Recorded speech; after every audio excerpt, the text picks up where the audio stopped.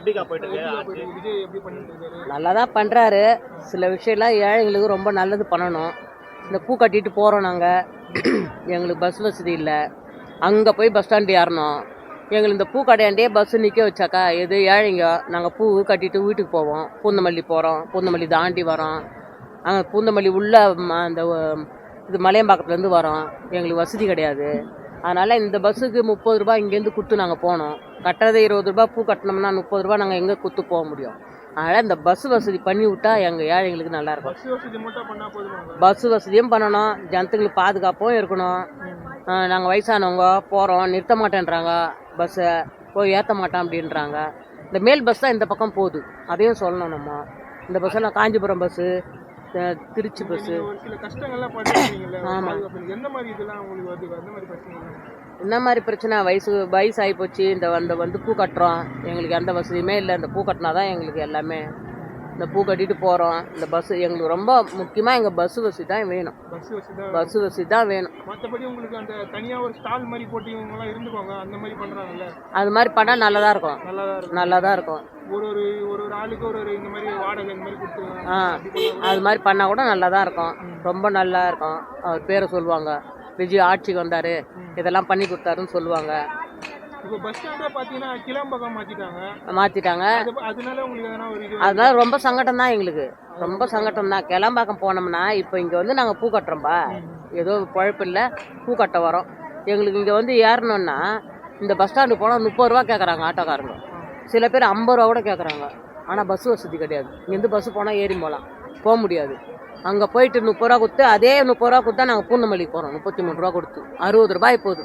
நாங்கள் 2 சேர் 3 சேர் பூ கட்டினா தான் எங்களுக்கு அது காசு வரும். அதுக்கோசம் நாங்கள் வந்து பொழைச்சிட்டு இந்த பஸ்ஸு வசதி இல்லாத அந்த காசை நாங்கள் பஸ்ஸுக்கு கொடுத்துட்டு போட்டால் என்ன ஆகும் சொல்லுங்கள்? எங்கள் வாழ்வாதாரம் பாதிக்குது இல்லை. அதனால் இந்த திருச்சி போகிறது, திருப்பதி போகிறது, அதெல்லாம் அங்கே நிறுத்தி ஏற்றுறாங்க, இங்கே தான் இறக்குறாங்க. போகும்போது ஏற்ற மாட்டேங்கிறாங்க. அதுதான் ப்ராப்ளம். போகும்போது நிறுத்தணும். ஏதோ ஏழைங்க வந்து பூ கட்டிட்டு போதுங்க, பூ வாங்கிட்டு போதுங்க. அதுக்கேற்ற மாதிரி காசு வாங்கிட்டா கூட பூக்கு எடுத்துன்னு போனால் கூட பரவாயில்ல. இங்கேருந்து 30 ரூபா கொடுத்து அங்கே போகிறதோட அவங்களுக்கு ஒரு 20 ரூபா கொடுத்து நாங்கள் பஸ்லேயே போய்டும். சரியா? அந்த வசதி பண்ணி கொடுத்தாருன்னா நல்லாயிருக்கும் எல்லா ஜனத்துக்குமே. இந்த சைட்லாம் புது பஸ்ஸெல்லாம் வரலப்பா, வரல. இந்த காஞ்சிபுரம் பஸ்ஸு, ஸ்ரீபெரும்பந்தூர் பஸ்ஸு, திருவள்ளூர் போகுது அந்த பஸ்ஸு, திருத்தணி போகிற பஸ்ஸு, அதெல்லாம் கொஞ்சம் நிப்பாட்டினா நல்லாயிருக்கும். அதெல்லாம் நிப்பாட்டினாருன்னா கொஞ்சம் நல்லாயிருக்கும். அவங்களால இதுக்கு கவர்மெண்ட் பஸ்ஸுன்னு சொல்ல முடியாது, தனியார்லாம் போகுது. கொஞ்சம் எங்களுக்கோசம், இந்த ஏழை ஜனத்துக்கோசம் நிறைய பேர் பூ வந்து கட்டுறாங்க, பூ வாங்கிட்டு போகிறாங்க. அந்த பலூலாம் தூக்கினா அவ்வளோ தூரம் போதுங்க. ஆட்டோ கொடுக்கணுன்னா 100 ரூபா கொடுக்கணும் ஆட்டோவுக்கு. எப்படி கொடுக்க முடியும் சொல்லுங்கள்? அதில் வர பூவில் எவ்வளோ கிடைக்கும் எங்களுக்கு? நாங்களே ஒரு 5 சேர் 10 சேர் கட்டுவோமா வந்து வயசானவங்க. அதில் நாங்கள் ஆளுக்கு 100 ரூபா கொடுத்துட்டோம்னா நாங்கள் எப்படி சாப்பிட்றது? என்ன பண்ணுறது? அங்கேருந்து ஓடி வரோம். ஒரு 10 ரூபாய் கிடைக்குமான்னு தான். 2 மாதம் ஆயிருக்கு ஆட்சிக்கு வந்து. எந்த மாதிரி மாற்றங்கள் நடந்திருக்கு நீங்கள் நினைக்கிறீங்க? பரவாயில்ல, அங்கங்கே கொஞ்சம் மாற்றம் நடந்து தான் இருக்குது. எல்லா வசதியும் செய்து தான் தராரு. மின்சாரம் கொடுத்துருக்குறாரு. கொஞ்சம் பரவாயில்ல. இந்த ஏழை ஜனத்துக்கு அது செய்கிறேன் இதை செய்கிறேன்றாரு. ஸ்டாலின் கொடுத்த காசே கொடுத்துருக்காரு மக்களுக்கு. அதுக்கு மேலே எதுவும் கொடுக்கல. அவர் கொடுக்கணுன்ற 2500 ரூபா கொடுக்குறேன்னாரு. அது இன்னும் வரல, மக்களுக்கு போய் சேர்ந்தானு தெரியல. ஆனால் 1000 ரூபாய் தான் கொடுக்குறாங்க. இப்போவே எப்படி சொல்ல முடியும்? இன்னும் கொஞ்ச நாள் போனால் தான் சொல்ல முடியும். இப்போயே கரண்ட் கட் ஆகுது. எல்லாம் ஒரே பக்கத்தில் பார்க்க முடியாதுப்பா. ஆட்சிக்கு வந்தாங்கன்னா அவங்களே குறை சொல்ல முடியாது, அவங்களையும் குறை சொல்ல முடியாது. அதில் இருந்த இதெல்லாம் பார்த்து தான் அவர் வெளில வர முடியும் இல்லையா? அவர் முதல்வராக வந்துட்டார், இப்படி குறை சொல்லிட்டாங்க, இதெல்லாம் பண்ணிட்டாங்கன்னா சொல்ல முடியாது. கொஞ்சம் கொஞ்சமாக தான் அவர் வந்து எல்லாத்தையும் பார்த்து செய்யணும். ஒரே மட்டும் நம்ம செஞ்சிட முடியுமா? இப்போ நான் ஒரு கேள்வி கேட்குறேன் பஸ் இல்லைன்னு, அது அவரால் முடிஞ்சு அது போய் பண்ணி அவர் பார்த்து சொல்லி இது மாதிரி ஏழை ஜனத்துக்கெல்லாம் நிற்க வைப்பா, அவங்களாம் பூ கட்டிட்டு போகிறாங்க அப்படின்னு சொன்னால் தானே தீர்க்க முடியும். உடனே அரசியல் வந்து இதை பார்க்கல அதை பார்க்கறதுன்னு அவர் மேலே குற்றம் சொல்ல முடியாது. கொஞ்சம் கொஞ்சமாக தான் நிறைவேற்றுவார். நீங்கள் ஒரு விஜய்க்கு அவர்களுக்கு ஒரு அறிவுரை சொல்லணும்னா என்ன சொல்லுங்க? அரசியல் நல்லபடியாக ஏழை மக்களுங்க நல்லா காத்து அவங்களுக்கு என்ன தேவையோ அதை செய்தால் நல்லாயிருக்கும். குழந்தை படிப்புங்களுக்கு செய்தால் நல்லாயிருக்கும். முதியவருக்கு ஊக்கத்தொகை யார் யார் கொடுக்கலையோ அதெல்லாம் வந்தால் நல்லாயிருக்கும். சில பேர் குடும்பத்தில் அட்டைங்கள்லாம் இல்லாமல் இருக்கிறாங்க நிறைய பேர். அவங்களுக்கெல்லாம் முறையாக அட்டை தயாரிச்சு பண்ணி கொடுத்தா நல்லாயிருக்கும்.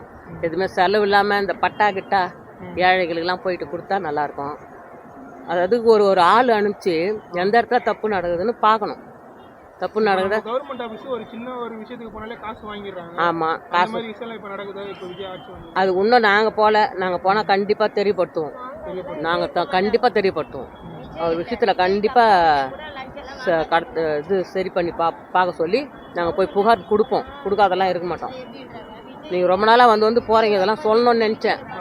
ஆனால் எனக்கு வாய்ப்பு கிடச்சிது இன்றைக்கி தான்.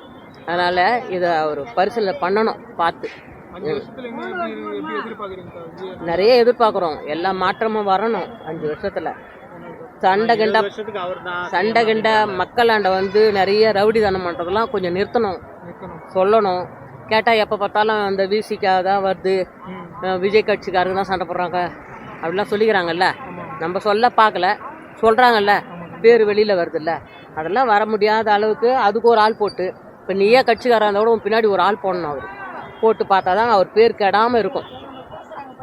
என்ன, அவர் பேர் கெடாமல் இருக்கணும்னா அவருக்கு பின்னாடி ஆள் போட்டு பார்க்கணும். இவங்க கண்டிப்பாக பார்த்தே ஆகணும். நீங்கள் சொல்கிறீங்க, அதை பேட்டி கொடுத்துட்டு போகிறீங்க, அது வருதா வரலன்னு கூட எங்களுக்கு தெரியாது. அது இல்லை சொல்கிறேன், பேச்சுக்கு வருதா வரலன்னு கூட தெரியாது. அது வந்தோன்னா நாங்கள் பயன் அடைய முடியும். அதுதான் சொல்கிறேன்பா, நான் சொல்கிறது தப்பு இல்லைல்ல. தப்பாக சொல்ல ஆமாம், பொதுவான கோரிக்கை எல்லாருக்கும் ரேஷன் கார்டு வரணும். பட்டா இல்லாதவங்களாம் நிறைய பேர் இருக்கிறாங்க. எங்கள் ஊர் சைட்லாம் பார்த்தீங்கன்னா பட்டாவே காசு போய் கேட்குறாங்க. இந்த இப்போ அங்கே வயசானவங்க எங்களுக்கு இடம் கொஞ்சோண்டு இருக்குது, ஒரு 10 அடிக்கு 20 அடி நீட்டு இருக்குது. அதை கட்டினோன்னா எங்களுக்கு ஒரு லோன் கேட்டவங்க வயசானவங்க எப்படி கொடுப்பாங்கன்றாங்க. அதை பார்த்து ஏழைங்களுக்கு இல்லாதவங்களுக்கு செஞ்சால் ரொம்ப நன்றி அவர் சொல்லுவோம்.